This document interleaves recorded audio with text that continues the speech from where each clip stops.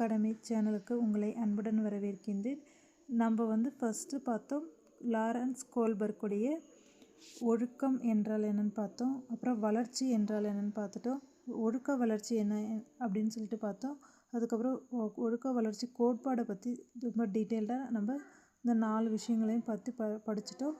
அதோடைய செகண்ட் டாப்பிக்கான இப்போ நம்ம பார்க்க போகிறது வந்து வாழ்க்கையினுடைய லாரன்ஸ் கோல்பர்க்குடைய வாழ்க்கையினுடைய வரலாறு என்ன, அவருடைய பிறப்பு மற்றும் கல்வி என்னென்ன, அவரோட உளவியலுக்காக அவர் கொடுத்த அந்த பங்களிப்பு என்ன அப்படின்னு சொல்லிட்டு பார்ப்போம். அதுக்கப்புறம் ஆராய்ச்சியினுடைய முக்கியமான இவருடைய ஆராய்ச்சி பண்ணுறதுக்கான பின்னணி காரணம் என்ன அப்படின்னு சொல்லிட்டு பார்ப்போம்.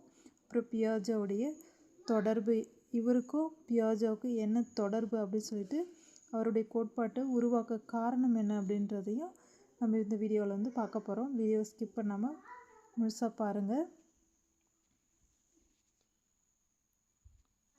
வாழ்க்கை வரலாறு பார்க்க போகிறோம் இப்போது. அதாவது லாரன்ஸ் கோல்பர்க்குடைய வாழ்க்கை வரலாறு. அவர் வந்து ஒரு அமெரிக்காவை சேர்ந்த ஒரு சைக்காலஜிஸ்ட் அப்படின்றது நமக்கு தெரியும். அதுதான் இங்கேயே சொல்லியிருக்காங்க. அமெரிக்காவை சேர்ந்த ஒரு சைக்காலஜிஸ்ட்டு. இவர் வந்து வளர்ச்சி உளவியல் வந்து நிபுணர். வளர்ச்சியை பற்றி மட்டுமே இவருடைய வாழ்நாள் முழுசாக வந்து ஒரு தியரியை வந்து படித்து அதுக்கப்புறமா வந்து எல்லாருக்கும் வந்து விளக்கம் கொடுத்துருக்காரு. குழந்தைகளை வச்சு மட்டுமே இவர் வந்து இவருடைய ஆராய்ச்சி முழுக்க இருந்தது. அதுதான் வந்து சொல்லியிருக்காங்க. அதுக்கப்புறம் மாரல் டெவலப்மெண்ட் தியரி வந்து உருவாக்கியவர் இவர் தான் மாரல் டெவலப்மெண்ட் தியரி அப்படின்ற ஒரு தியரி வந்து உருவாக்குனவர். இவருடைய வாழ்க்கை வரலாறு பார்த்தோன்னா அமெரிக்காவை சேர்ந்தவர். இவர் வளர்ச்சிக்கான ஒரு முக்கியமான ஒரு உளவியல் நிபுணராக இருந்திருக்காரு. அப்புறம் மாரல் டெவலப்மெண்ட் தியரி வந்து உருவாக்குனார் அப்படின்னு சொல்லிட்டு நம்ம பார்த்துட்டோம். நெக்ஸ்ட்டு நம்ம பார்க்க போகிறது பிறப்பு மற்றும் கல்வி. பிறப்பு என்னென்னா, இவர் வந்து அக்டோபர் 25 அன்னைக்கு பிறந்திருக்காரு. 1927 அக்டோபர் 1927 தான் பிறந்தார். இவர் வந்து அமெரிக்காவை சேர்ந்த ஒரு உளவியலாளர் அப்படின்றது நமக்கு தெரியும். இவருடைய பிறப்பு வந்து அமெரிக்காவில் தான் பிறந்திருக்காரு. அக்டோபர் 25, 1927. இவருடைய கல்வி தகுதி என்னன்னு பார்க்கலாம். இவர் வந்து ஒரு கிராஜுவேட்டு. இவர் வந்து யூனிவர்சிட்டி ஆஃப் சிகாகோவில் தான் வந்து தன்னுடைய படிப்பு வந்து முடித்தார். அங்கே தான் அவருடைய ஆராய்ச்சியும் தொடங்கின ஒரு இடம். எதை பற்றி ஆராய்ச்சினா குழந்தைங்களுடைய ஒழுக்க வளர்ச்சியை பற்றி மட்டுமே இவருடைய ஆராய்ச்சி வந்து முழுக்க இருந்திருக்கு.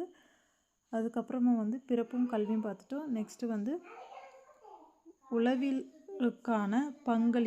உளவியலுக்கான ஒரு பங்களிப்பு என்னன்னு சைக்காலஜிஸ்ட்கான ஒரு முக்கியமான பங்களிப்பு, இவருடைய பங்களிப்பு என்னன்னு கொடுத்துருக்காருன்னு பார்க்கலாம்.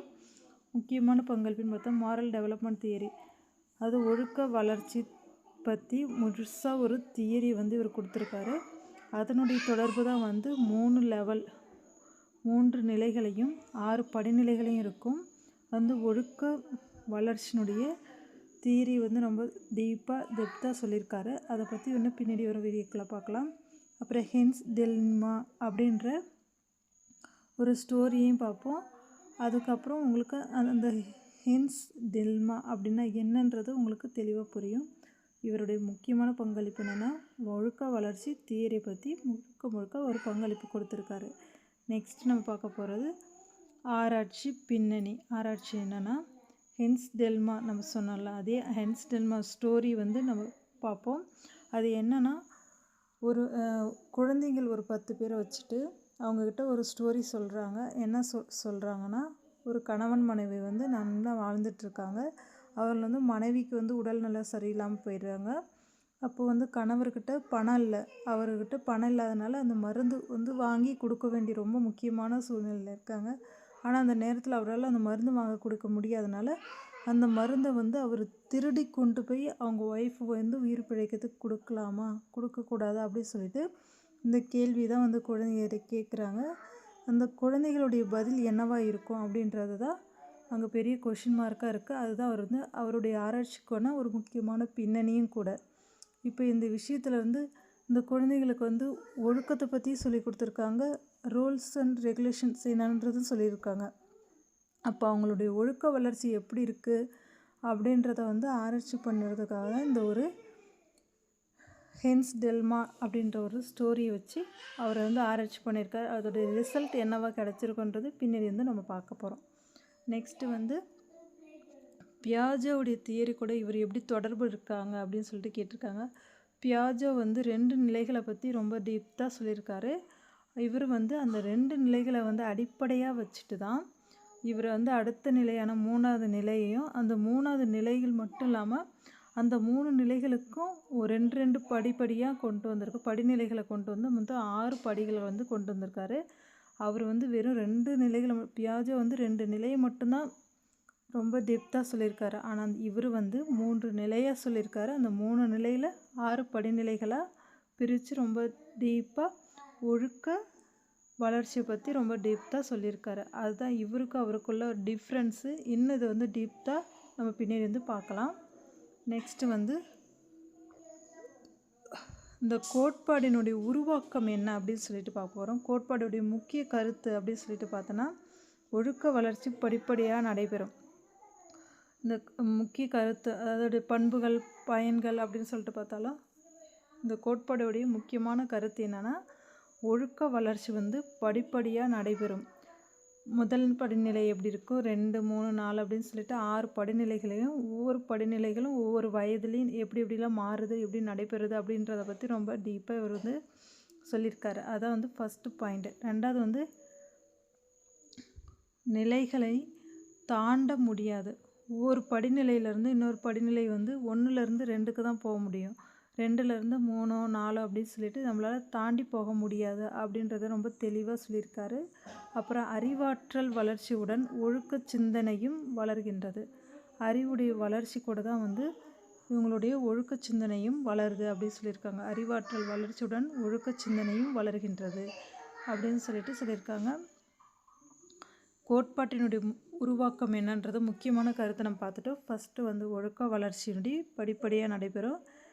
நிலைகளை வந்து தாண்டவே முடியாது. அறிவாற்றல் வளர்ச்சியுடன் ஒழுக்க சிந்தனையும் வளர்கின்றது அப்படின்னு சொல்லிட்டு இவருடைய தியரியில் பார்த்துட்டோம். மாரல் டெவலப்மெண்ட் தியரியுடைய முக்கியமான கருத்து பார்த்தாச்சு. இப்போ வந்து நம்ம நெக்ஸ்ட் என்ன பண்ண போகிறோம்னா, எக்ஸாமுக்கு இது இப்போ நம்ம பார்த்ததுலேருந்து எப்படி கொஷின்ஸ் கேட்பாங்க அப்படின்றத பார்க்கலாம். 11th ஸ்கோர்பர்க்கோடைய ஹிஸ்ட்ரி கேட்பாங்க. அதுக்கப்புறம் மாரல் டெவலப்மெண்ட் தியரினா என்னன்றது நம்மளுக்கு தெரியும், அதை பற்றி கேட்டிருக்காங்க. அதுக்கப்புறம் 3 லெவல்ஸ் என்னென்ன அப்படின்னு சொல்லிட்டு கேட்பாங்க. அப்புறம் 6 ஸ்டேஜஸ் என்ன, அப்புறம் ஹென்ஸ் டெல்மானா என்ன, பியாஜோவின் தாக்கம் அப்படின்னா என்னன்றது, இந்த முக்கியமான கேள்விகள்லாம் கேட்பாங்க. இதை பற்றி இன்னும் டீப்பாக வந்து நெக்ஸ்ட்டு வர வீடியோக்கள்லாம் நம்ம பார்க்க போகிறோம். நெக்ஸ்ட்டு நம்ம என்ன பார்க்க போகிறோன்னா, முடிவாக பார்க்க போகிறது என்னென்னா, அடுத்த வகுப்பில் வந்து நம்ம டெஃபினேஷன் ஒவ்வொன்றுக்கும் ஒழுக்கம் பார்த்துட்டோம், வளர்ச்சி பார்த்துட்டோம், வளர்ச்சியுடைய ஒழுக்க வளர்ச்சி கோட்பாடு பார்த்துட்டோம், ஒழுக்க வளர்ச்சினா என்னன்னு சொல்லிட்டு பார்த்துருக்கோம். ஆனால் வந்து இன்னும் வந்து மற்ற இருக்கிற டெஃபினேஷன்ஸ் இந்த 3 நிலையும் 6 படிநிலைகளுக்கும் ஒவ்வொன்றுக்கும் தனித்தனியாக அதோடைய டெஃபினேஷன் என்ன, மீனிங் என்ன அப்படின்னு சொல்லிட்டு ஒவ்வொன்றா தனித்தனியாக நம்ம வந்து அடுத்தடுத்த வீடியோக்களில் வந்து நம்ம பார்க்க போகிறோம். உங்களுக்கு இது புரிஞ்சிருந்தால் இந்து லேர்னிங் சேனலுக்கு வந்து சப்போர்ட் பண்ணுங்கள், சப்ஸ்கிரைப் பண்ணுங்கள், பெல் ஐக்கானையும் கிளிக் பண்ணுங்கள். நன்றி, வணக்கம்.